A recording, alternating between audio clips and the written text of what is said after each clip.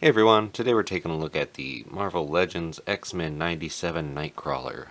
I love Nightcrawler, it's probably my favorite superhero. The old Toy Biz Marvel Legends Nightcrawler was one of my first action figures when I was a kid, so I've always had a love for Nightcrawler. And even though I don't usually buy Marvel Legends these days, I had to pick this one up. Here he is in the package. It's the retro style packaging they've been doing. We've got some art of Nightcrawler on the side from the show. You can see the figure there and its lack of accessories. Then up at the top here, we've got X-Men 97 and some of the main cast. On the back, a picture of the figure and then the rest of the wave. I don't normally keep the packaging for figures just because I don't have a place to put it, but I think Hasbro does do a good job at the retro style packaging if you like to display it in the box. This looks pretty nice hung on a wall or something. Here he is out of the package. First we'll look at some of the details, and then I'll compare him to some of the older Nightcrawler figures that I have. So this has a new head sculpt from the previous Hasbro Marvel Legends Nightcrawler.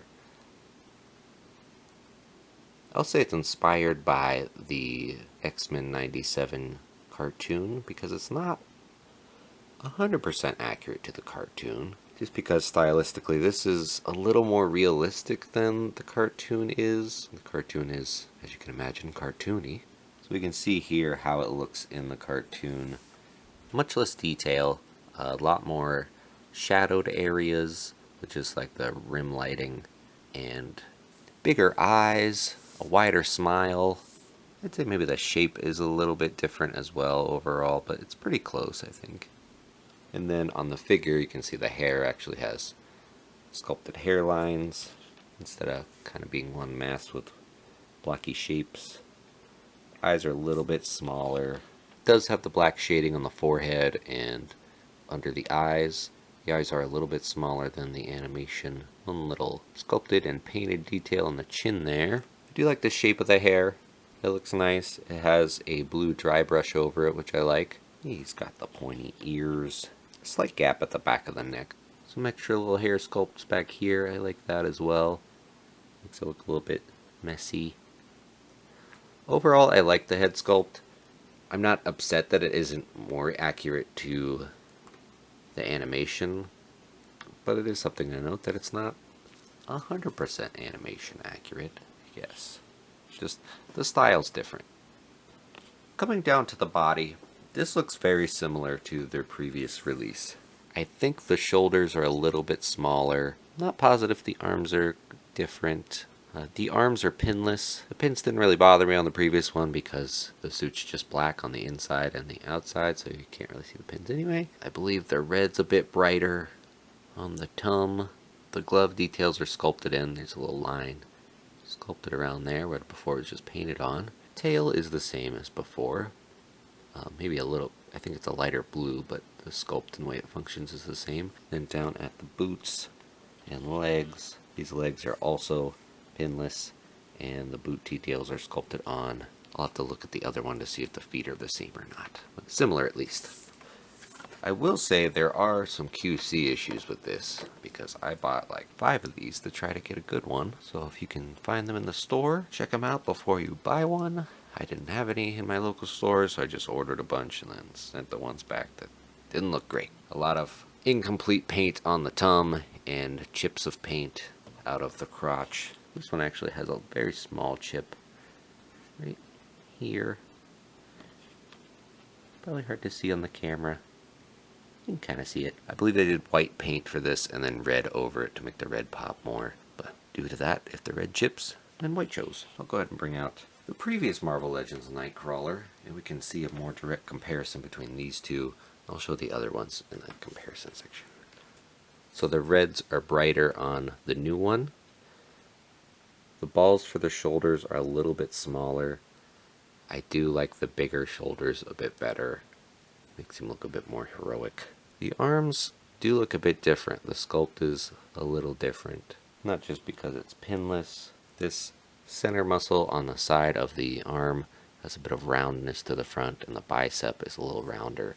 This one comes down a little bit more flat, and this line's a bit more straight. I think there's a bit more roundness back here as well. Forearms are pretty similar. This one might have a little bit more bulk at the top, might be a little more shapely. And at the legs, I would say the leg muscles look a little bit more defined on the new one as well. And definitely the calves are bulkier. Yeah, you can see this calf muscle is really defined, or this one's a little bit thinner. Turning to the side. And then the feet, different feet as well, which is interesting since they're not that different. The old one has some lines sculpted here for like wrinkles, and then the toe kind of swoops up for the knuckle and then down and kind of flattens out. And the little back toe kicks out kind of flat. This one more rounded at the toe knuckle, not quite as flat at the front, and a bit more of a gentle swoop on the back toe. And then of course the heads are different. The hair has a bit more volume, clearly, on the new one compared to the previous release. Also the skin tone is a bit darker on the previous one. I like them both. It's tough, but I might lean towards the new one just for the volume and flowiness of the hair.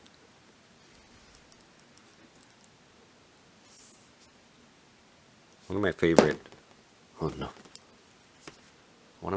Nightcrawler artists is Todd Knock, and I really like the way he does the flowiness of the hair and the angular face, along with the heavy shading on the face. And I think this new one gets a little bit closer to his art style, so that might be why I lean a little bit more towards this one in this moment. I do think they're both good though. The one thing I would change on the new one is the bigger shoulders, I think. Which I think is a bit of a nitpick. It's not the most noticeable because it's got the big red shoulder pad obscuring it most of the way anyway. Overall, I like the new one, and I think if you don't have the previous Hasbro Marvel Legends Nightcrawler, then this one will be pretty good as well. The older one, probably going to be more difficult to get at this point anyway. On to Articulation. At the head, there is the standard Hasbro ball peg here. I'd say I wish it was a double ball peg rather than a ball hinge, but I don't think Hasbro does the double ball pegs very well. So this is probably the best option. So he can look up, he can look down, also quite a bit. He can tuck his chin into his chest. No complaints there. There's a little bit of side to side tilt, not the most. We're not going to get import level articulation here, so we're not going to criticize it too much, I suppose. At the shoulders, these can go up better than horizontal. Actually slightly further up than the previous release. It does have a butterfly joint that lets the arm go back not very much, and then forward not very much. I don't know why it's like this. Not the most useful butterfly joint there. Bicep swivel. A double jointed elbow. That gets good range. Hinge and swivel for the wrists. At the torso, he crunches backwards a decent amount. And the sculpt isn't too offensive going up into there. It's rounded nicely.